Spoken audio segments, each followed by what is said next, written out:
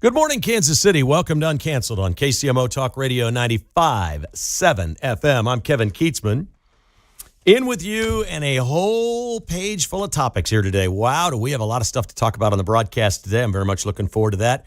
I have maybe a little different opinion on what could be going on with Andrew Bailey as he's leaving the state of Missouri as Attorney General and joining the Trump administration as the co-deputy director of the FBI. We'll get into that in just a little bit. Coming up at 10:30, USAID was broken up several months ago, and things are falling apart everywhere. I'd ask this, when was the last time you saw an Antifa demonstration? It's been a minute, huh? I think their funding's been cut off, but I am really excited about funding and things that have been cut off to the media in America and the way the media landscape is changing. MSNBC has changed their name. NBC News and the parent company Comcast are so embarrassed by what has happened with MSNBC. They're taking the NBC away from them. No more Peacock logo, none of that stuff. They're branching off into a separate division of the parent corporation, which is Comcast. We'll get into that at 10:30, what that means and who stays and who goes, because a lot of these people are not going to be allowed to cross over. NBC News will not be part of that channel anymore. Big changes. Why Tom Cruise turned down the Kennedy Center honors this year when the Trump administration called and asked him to go in with the class that was announced next week.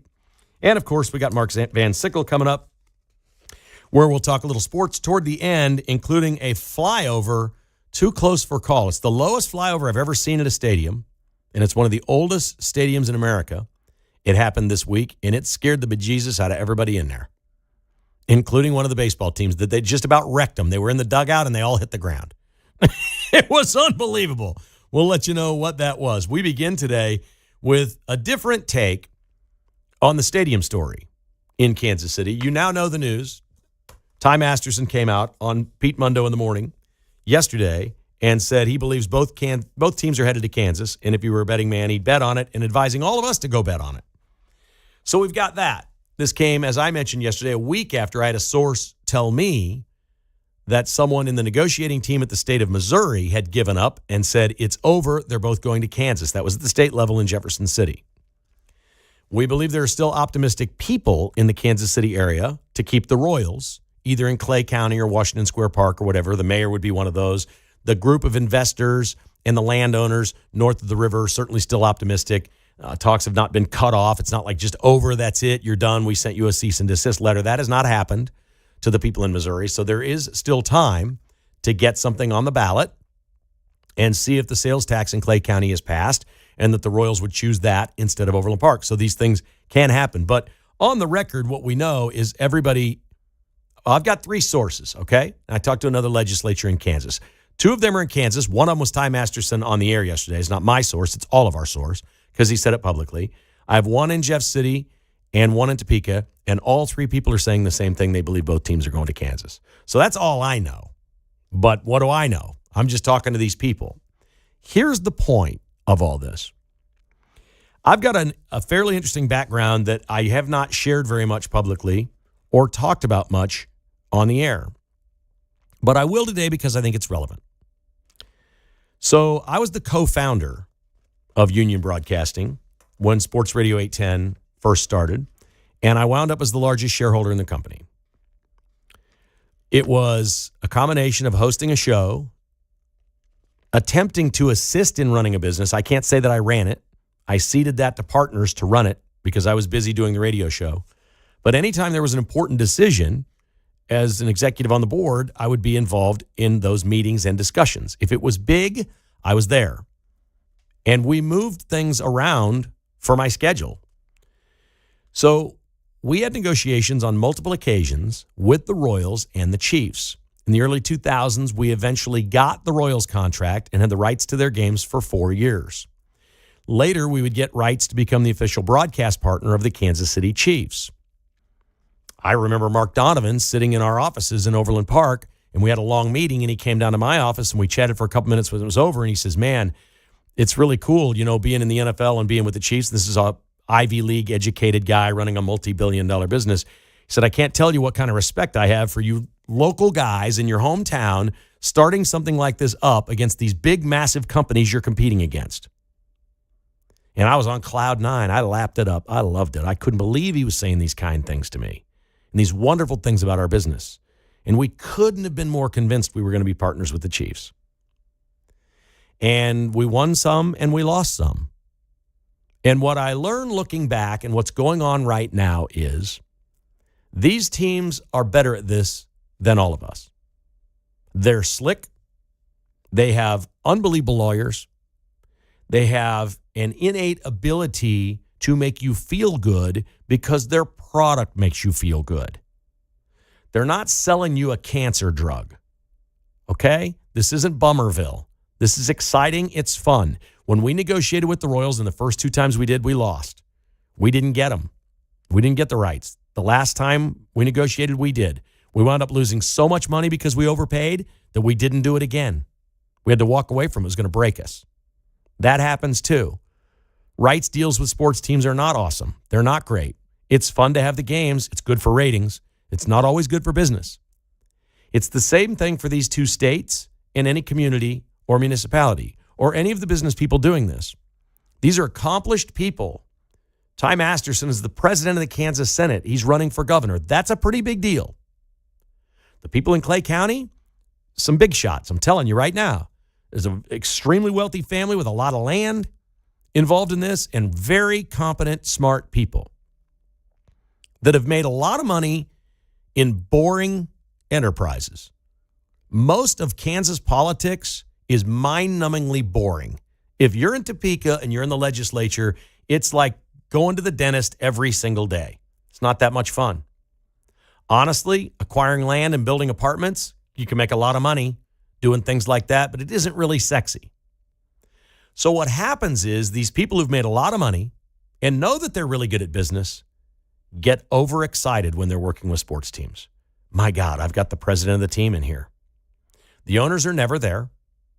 I can think of one time, well, we met with David Glass's son on multiple occasions. He was the president of the team at the time. He was in meetings, but David Glass never came to a meeting. We would have opportunities to speak with Clark Hunt.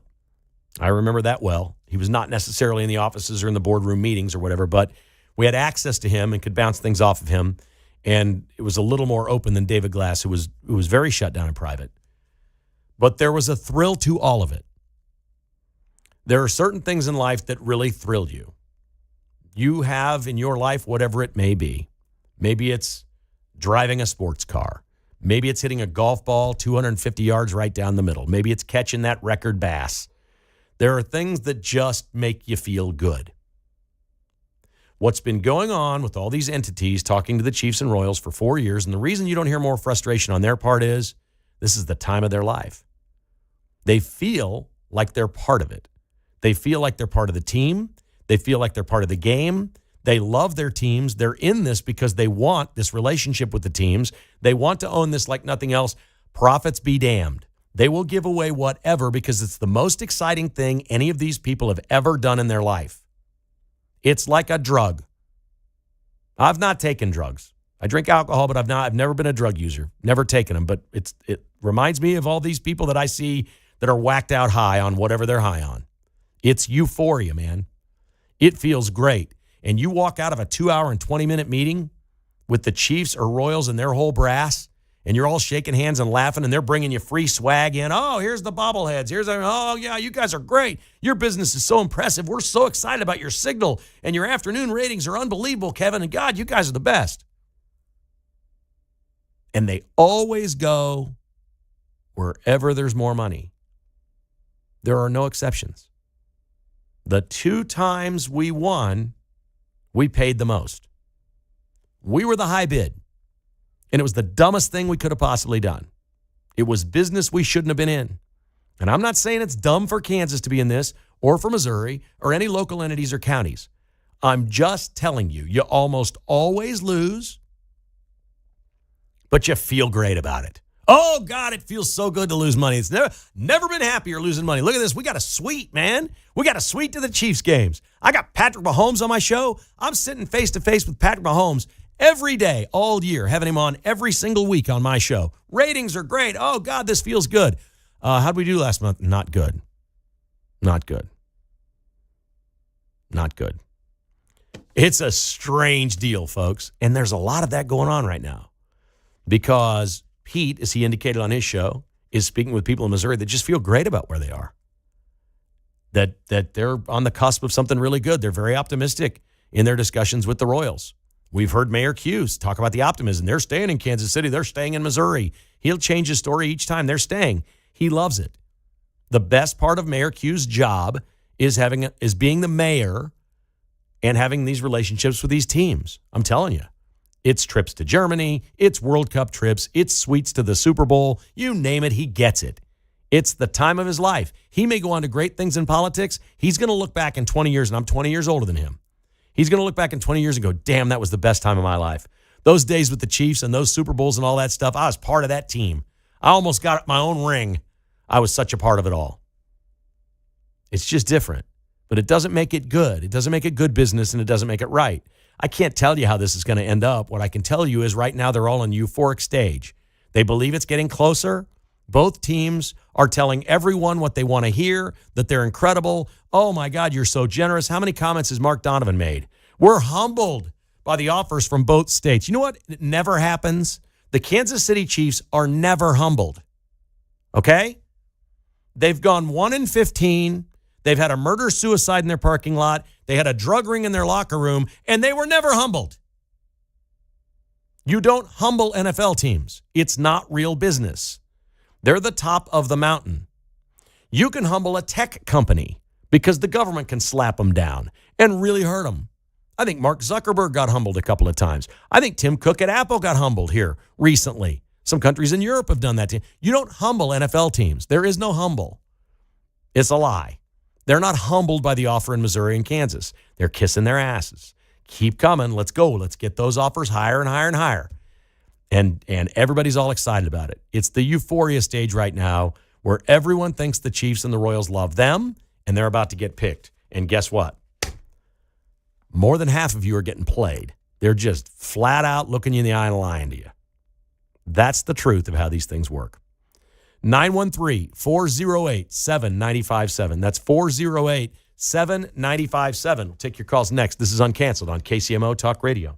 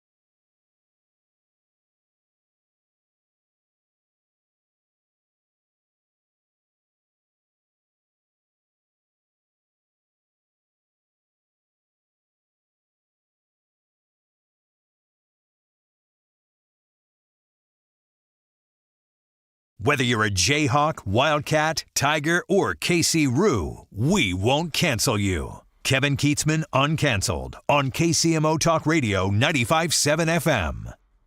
Well, it didn't take Governor Kehoe long to appoint Catherine Hanaway as the first female Missouri Attorney General. She replaces Andrew Bailey, who's heading off to D.C. to work for the FBI as co-deputy director.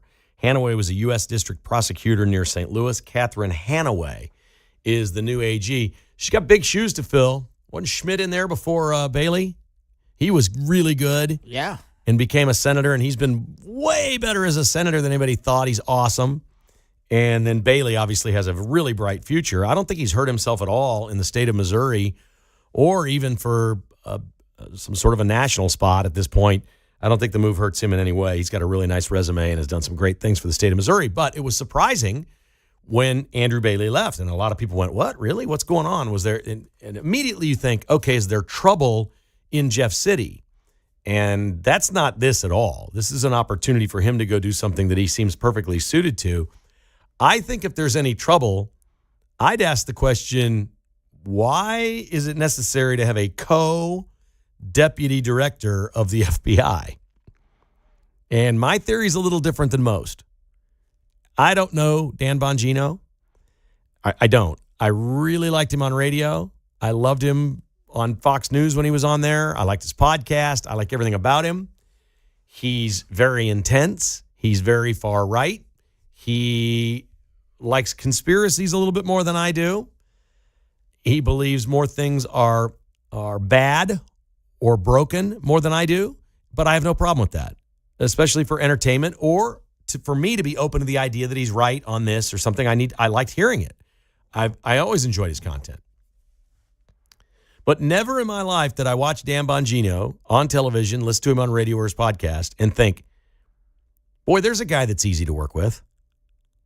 Yeah. I could be co-deputy director with that dude. I want to be co-something with Dan Bongino. This sounds like a Bongino problem. And the reason I bring that up is I went on the record pretty early on saying I couldn't believe all the celebrities Trump hired. Like, he just loves hiring people with name recognition. He did a phone-in this morning on Fox and Friends, and that Ainsley Earhart was on there. She's on Fox and Friends in the morning. And he started in about her and Sean Hannity being lovers. And you guys are the biggest celebrity couple, and D.C. is safe now, and you guys can go to a restaurant and walk down the street and hold hands like lovers do and be safe. And she's so embarrassed. She's sitting there like embarrassed or whatever. But he's like, I don't know which one of you makes the most money, but you're both superstars. You're just unbelievable. And he's going on and on about what a great talent she is and Sean Hannity. He loves celebrities. So we know that about Trump. And I felt like when Bongino got hired, it maybe wasn't as good a fit for him as radio or podcasting. I hope I'm wrong. I want to be wrong on this. It's only a hunch. I got nothing. I've got no stories. I've not heard anything about Bongino. There's been no public trouble. But when Bongino got there, the first 3 weeks or 4 weeks or so, he was very public. You remember that? He was everywhere. Like, he was going to be the spokesman for the FBI. Like, that was going to be his role. And for some reason, they stopped that on a dime. Like, yeah. He gets rolling sometime live on the air. We may be in real trouble here. So maybe Andrew Bailey does more of that. Maybe the lawyer should come in and handle that more than the radio guy. I would cede that position, Andrew Bailey, in a heartbeat and say, Andrew, you go speak legally about what's going on here. I'll help you investigate. I'll go through the burn bags and see what kind of evidence I can find. I'm in on all that. I'll help however I can. But I don't think I should be the one out there speaking on behalf of the FBI. We might want to have the lawyer doing that. Or somebody a little less Bongino-ish. I don't know. Look, I'm not saying they're going to break up, but I just don't understand this. There's something that's missing at the FBI or something not right, or they wouldn't have brought Bailey. They would have brought Bailey in 6 months ago. If that's who they wanted and what they needed and what was there. Some people on the right have said, oh, they're bringing in the big shots now. They're going after Comey and Brennan and Clapper and they're all dead. They're toast. They're beefing up the staff. Maybe. I'm open to that. I won't tell people that are saying that that's wrong. But this feels like, to me anyway, a little bit of a Bongino thing. Just saying. One of the members from Europe that was in D.C. yesterday with President Trump was Finland President he calls him Alex, Alexander Stubb. Alexander Stubb is, well, Trump called him young, but he's 57. He looks much younger than that. He gets up at 5 a.m. and does triathlon training. He's also an excellent golfer, so Trump loves him. He looks like a model. He's perfectly physically fit, and he's a really good golfer. So Trump likes the guy. Finland has 5 million people. Missouri has almost 1 million more people than Finland. Okay, this is not a big player at this summit meeting yesterday, but I sure enjoyed seeing him there, but it was an odd day in Finland. I'm not trying to bring your day down. While this was going on, a member of parliament in Finland committed suicide at the chamber while their president was here. It was a 30-year-old socialist Democrat MP in Finland. They had a wild day in Finland yesterday with a suicide in their parliament and their president in the United States with Trump gushing all over him because he's a great golfer and very young and good looking. Yes, there's the world we live in. When we come back, how USAID is breaking up the media, and bye-bye MSNBC on 95.7.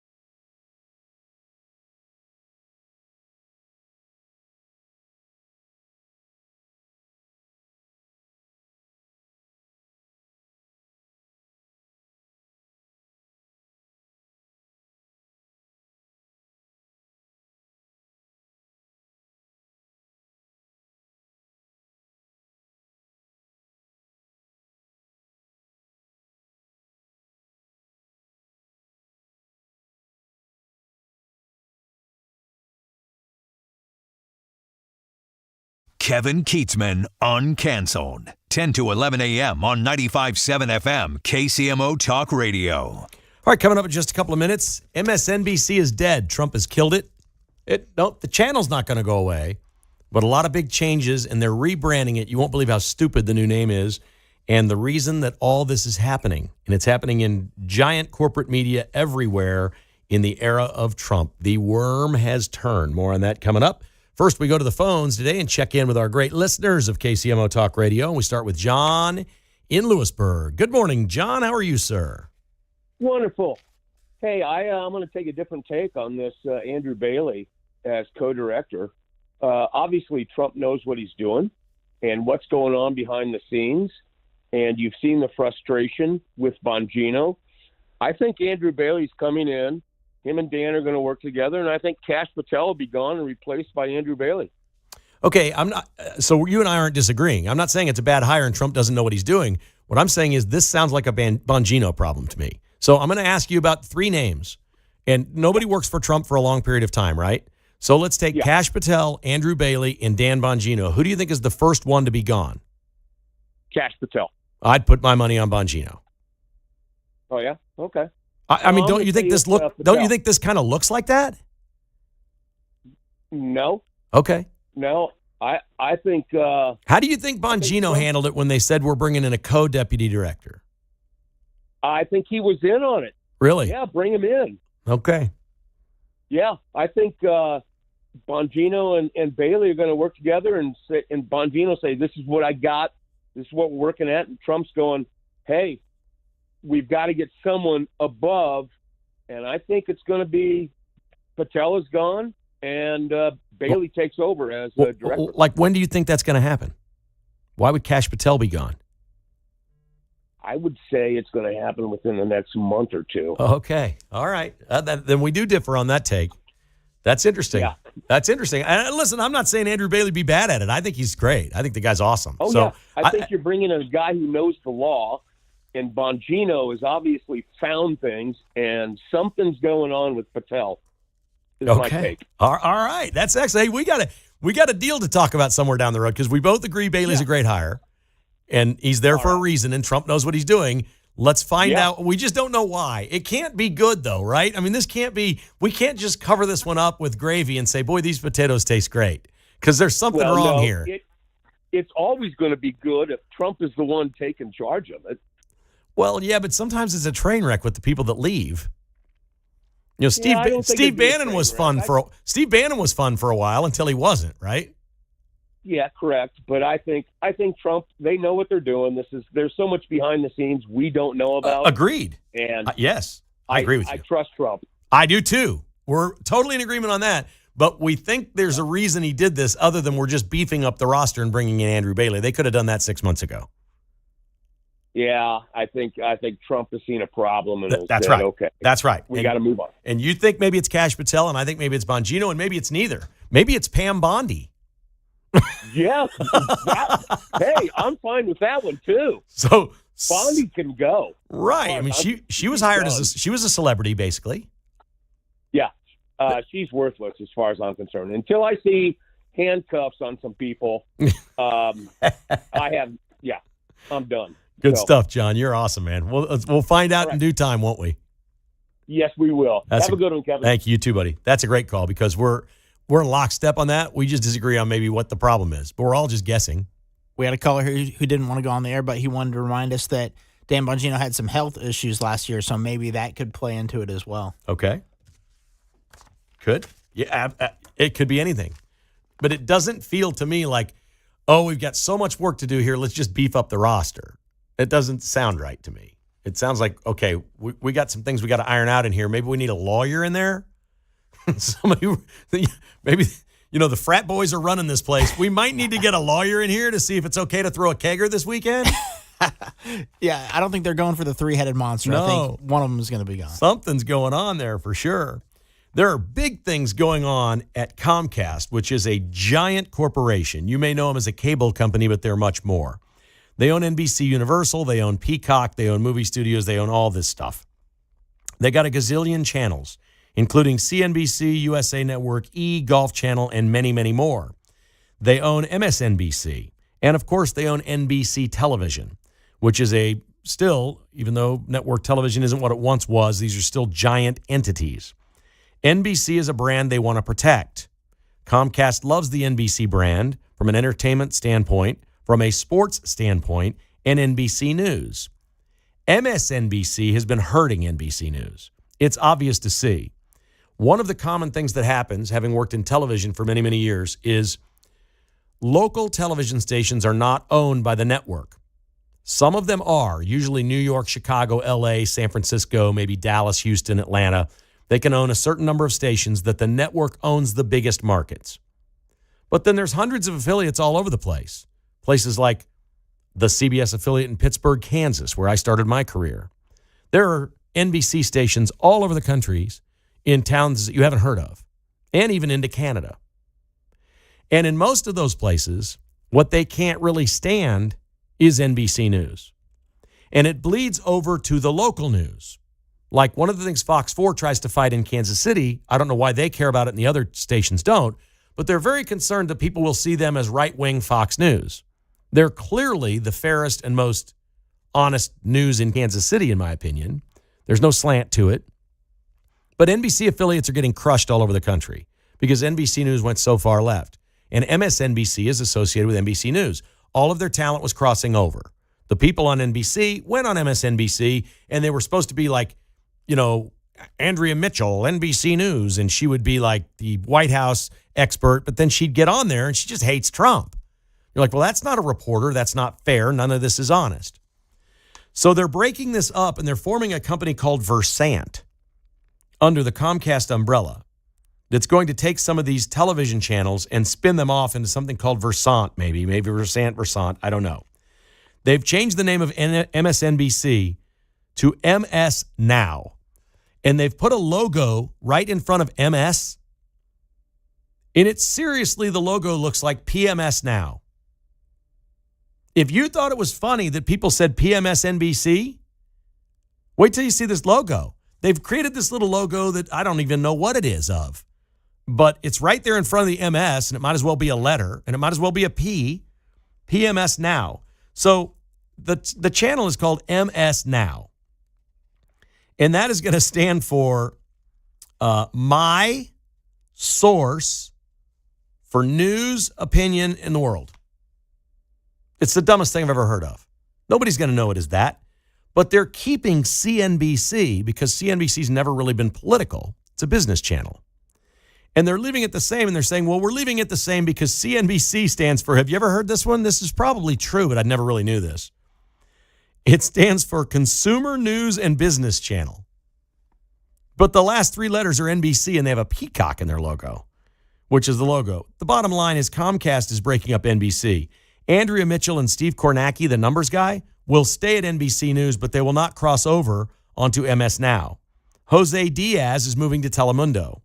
The only person so far it's been reported that gets to do work for both entities is Willie Geist, and that's because he's willing to work 6 days a week and go in and do Sunday Today. So he does the Sunday Morning Today show, which is mostly interviewing celebrities, having live music in the studio, talking about chili feeds in New Jersey and things like that.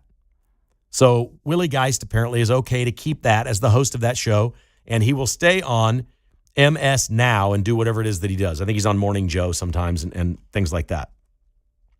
But this thing's getting broken up, folks. As are all these big media properties. They're changing. The era of Trump, they're looking at this polling. Trump is at the new poll out today, 54% approval, 44% disapproval. Donald Trump is plus 10 with the American public. The Democrat Party is 19%. Donald Trump is 35 points ahead of the Democrat Party. And these are, I said on my podcast earlier today, just pinch me, will you? Please tell me I'm not dreaming. Is this really happening? I mean, it's just, and this is since the Putin thing. Like he met Putin on Friday, new poll comes out, people love Trump. They're like, yes, you know why? They saw the badass flyover. That's what most Americans saw. They saw Putin on a red carpet with Trump, and they saw the flyover, the B-2 stealth bomber from Whiteman. And they're like, whoa, did Trump just do that? He just brought that man to the United States and buzzed him with the B-2? Yeah, okay. I think I'm changing my mind. I like this guy. I didn't like the last guy. He seemed a little weak. They told us what to do. They shut us down during COVID. They locked our kids out of school and said they're going to die when you're more likely to die of a dog bite than COVID if you're a child. That's a fact, by the way. More kids die in America from dog attacks than COVID. Oh, but they locked down our schools. No, the chickens are coming home to roost in a big way, folks. You can't. This younger generation lived through it and they saw it. There were kids 5 years ago that were 15 years old that really wanted to go on a date in their first car and didn't get a chance to do it. Take yourself back to when you were that age. What would you think of the people in charge that told you couldn't go out to Sonic because you might die? Wear a mask. You can't go. You can't go to the park. You can't go surfing. You can't go anywhere. You stay home and you don't go to school. You get on your computer. We've got technology. We're going to Zoom this in. You do what your teacher says and you sit at home and you do it. You don't go anywhere. How do you think that went over with that generation? You think you were mad? I said all the way through COVID, man, if I was a teenager, to steal a young man or a young woman's teenage years when you're just learning about life, yeah, there's struggles for teenagers. I get it. There's peer pressure. There's some things about it that kind of stink. But for the most part, anything's possible. What's it like to kiss a girl? What's it like to drive my own car? What's it like to go where I want when I want? What's that feel like? What's a beer taste like? All of these things. They just stripped it and said, nope, stay at home with mom and dad because we know better. You'll be safe. And then they learned the truth. There was nothing to it for young people. Really nothing to it at all. And so this is all changing, folks.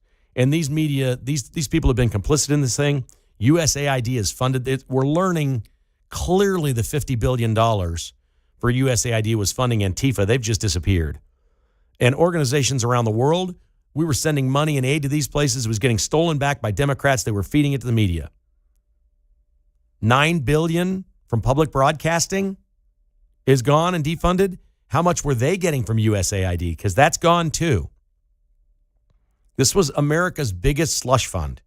And the reaction from the media over Stephen Colbert's contract at CBS and all of the things we're seeing in different places, possibly a breakup of The View, CBS News has been purchased. There's a chance they start competing. What if they start competing with Fox News? What if CBS is owned and operated by people that are right of center? What if they start reporting news just with those questions in mind? Forget the way you write a report or your commentary or things like that. What if their journalists just go out that are to the right of center and ask questions pertinent to the American people that the American people care about? Not things like we talked about on the show yesterday, like, oh my God, it's 95 degrees. We can't play this soccer match because it's too hot. Because all the people that are in charge are wired to think that our planet is going to kill us because we're making it too hot.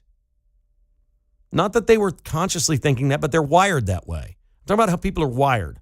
What if just CBS News hires reporters that are wired to think about asking questions for things that are good for America, that are not questions that are against one party? Like, we don't care about our viewers. We don't care about our citizens. We don't like that guy in that party, so we're going to ask gotchas all day long and just do that.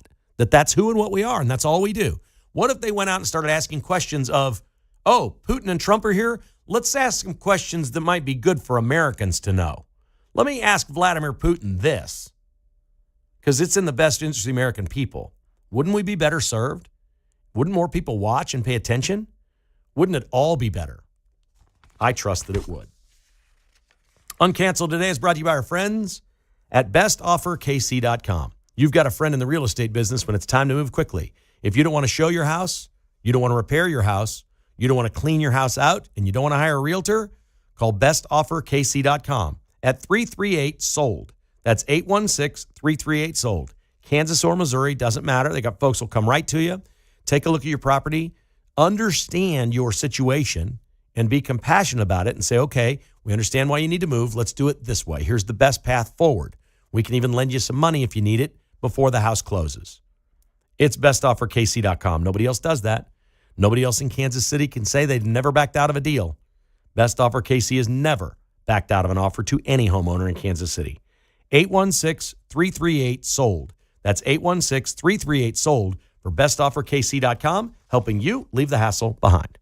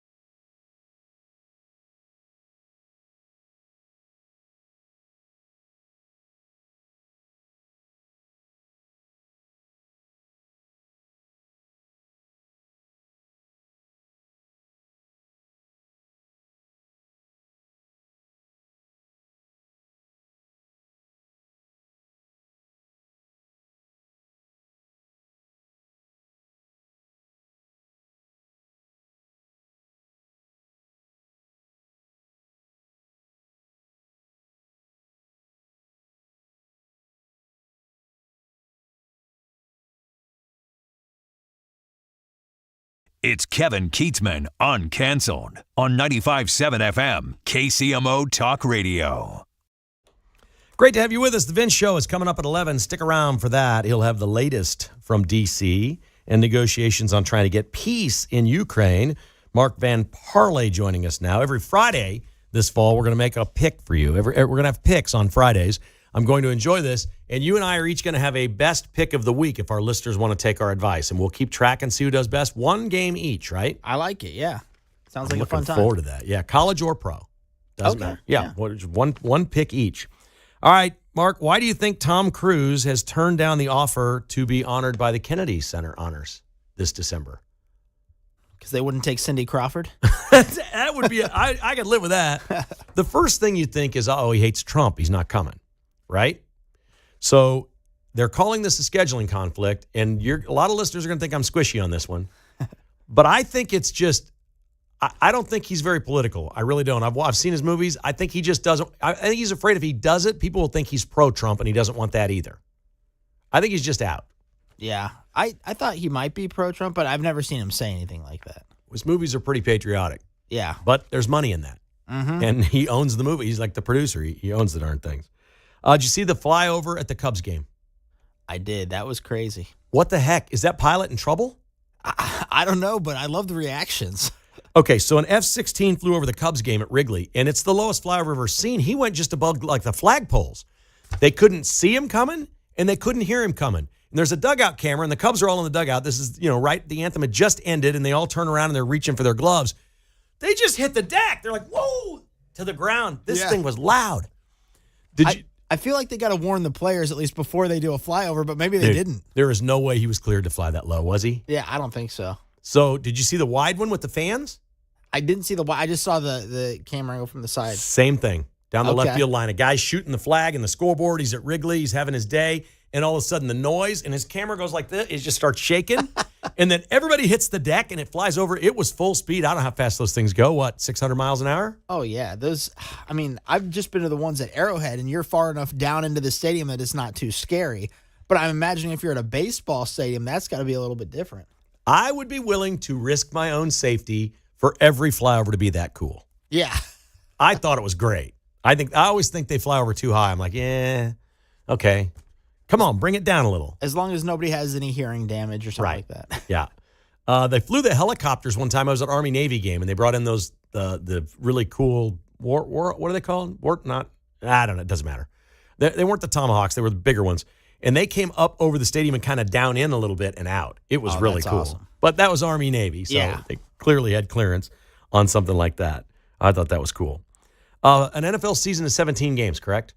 Yes. You want to do some Mahomes versus another quarterback comparison stats for their last 17 games? Sure. Joe Flacco's last 17 games. Oh, no. He was just named the starter of the Browns. Mm-hmm. 4,755 yards and 32 touchdowns. Patrick Mahomes' last 17 games, 4,165 yards and 28 touchdowns. Joe Flacco? They let him sling the ball around there. They're losing a lot, too, so they got to They throw are. the ball. Yeah, they're behind. Like when they're behind, you get more stats. Mm-hmm. He's 40. If they make the playoffs, I looked up the dates of the playoffs. It's like the first week of January. He turns 41. He could be 41 if the Browns made the playoffs. Woo. First playoff game I ever saw was Joe Flacco starting for the Ravens against the Chiefs in 2009. Oh, really? Yeah. He had a run, man. Mm-hmm. Those were great defensive teams. Yeah. And he was a good enough quarterback. So that worked out okay. Oh, I like this one. All three wild card teams ahead of the Royals are 10 games over 500. The Royals are now 3 games over. Don't you think 10 is the mark? Mark? Yes, I do. I think you got to get to 10. They're gaining ground. They're They hot. can do it, yeah. They won again. Everybody hit home runs last night. Right? Vinny with the 2-jack. That was the big one, I guess. Mm-hmm. Gosh, it's fun to watch him win. Seth Lugo tonight, I'm not all that optimistic. I think he's hurt or there's a problem. He's been really bad his last few outings. We shall see. Thank you, buddy. Thanks for listening to Uncanceled. The Vince Show is up next on KCMO.